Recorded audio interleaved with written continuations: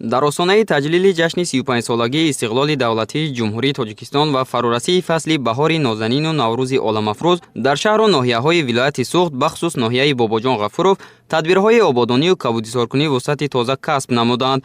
Ин иқдомҳо ҳамчун рамзи эҳтиром ба арзишҳои миллӣ ва истиқболи шоистаи ҷашни бузурги миллӣ роҳандозӣ гардида, симои маҳалро ба куллӣ дигаргун месозанд. Дар доираи ин тадбирҳо дар шоҳроҳи автомобилгарди Хуҷанд Ғафуров корҳои васеи ободонӣ ба роҳ монда шуда, бо ибтикори муассисаи давлатии сарроясати ободонӣ, кабудизоркунӣ ва хоҷагии манзилию коммуналӣ зиёда аз 60,000 бех гули садбарги сафед ва канаи сурх шинонида шуда. Инчунин тибқи нақша дар мавсими имсола шинонидани зиёда аз 60,000 бех гулҳои ороишӣ аз қабили петуния, таггетс, салвия ва карантус дар назар дошта шудааст. Тадбирҳои амалӣ гардида на танҳо ба зебогии шоҳроҳ ҳусни дигар зам мекунад, балки муҳити атрофро низ ободу зебо нигоҳ дошта барои сокинон ва меҳмонон фазои гуворо фароҳам месозанд. Бо дар назардошти он ки ин масир яке аз роҳҳои серодами вилоят маҳсуб меёбад, ҳамасола сайёҳони дохиливу хориҷӣ аз он истифода бурда аз манзараҳои дилфиреби табиат баҳра мебаранд. Ҳамзамон дар канори роҳ корҳои навсозӣ низ идома дошта, девораҳои атрофи гулзорҳо пурра иваз гардида, насби мониторҳои муосири тарғиботӣ бо маром идома дорад. бо дастури супориши асосидори сулҳу ваҳдати миллӣ, пешвои муаззими миллат, президенти ҷумҳурии Тоҷикистон муҳтарам Эмомалӣ Раҳмон ва дастури супоришҳои роҳбарияти вилоятҳомо ва ноҳия корҳои ободонию кабудизоркунӣ созандагӣ бо маром дар ноҳияи Бобоҷон Ғафуров идома дода шуда истодааст.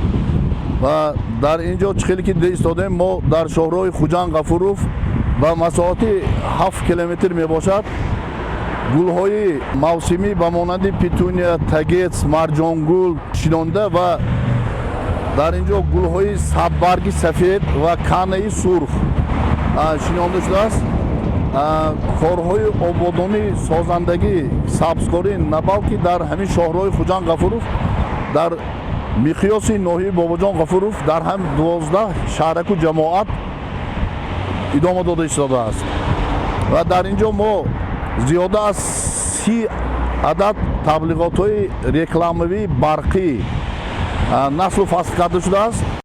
бояд таъкид кард ки гулпарварӣ яке аз анъанаҳои қадимаи мардуми тоҷик ба ҳисоб рафта, имрӯз низ барои ободу зебо намудани кӯчаву хиёбон ва мавзеъҳои фароғатӣ нақши муҳим мебозад. Мутахассисони соҳа иброз медоранд ки вобаста ба фасл навъҳои гуногуни гулҳои ороишӣ аз ҷумла марҷонгул, петуния, вербена, тагетс, садбарг ва ёс барои ороиши муҳити зист истифода мешавад. Бо назардошти афзоиши талабот ба гулҳои мавсимӣ, гулпарварони вилояти Суғд солҳои охир ба мутобиқсозии гулҳо ба иқлими маҳаллӣ ва истифодаи усулҳои муосири парвариш рӯ оварда ба натиҷаҳои назаррас ноил гардиданд. Тибқи маълумоти масъулин, соли ҷорӣ дар шаҳру ноҳияҳои вилоят шинонидани беш аз 10 миллиону 600 ҳазор бех гулҳои ороишиву мавсимӣ ба нақша гирифта шудааст ки 80-90% онро худи гулпарварони маҳаллӣ таъмин менамоянд. барои обмонӣ ва барои ҳамин саривақт дар вақташ ҳамин бо порӯҳои минералӣ дар вақташ нигоҳбин кардан дар муассисаи мо 49 нафар кормандон вобаста карда шудааст. тарзи обмонӣ ва нигоҳбини гулҳо ҳама рӯза ба роҳ монда шудааст ва дар вақташ бо обмонӣ таъмин карда мешавад.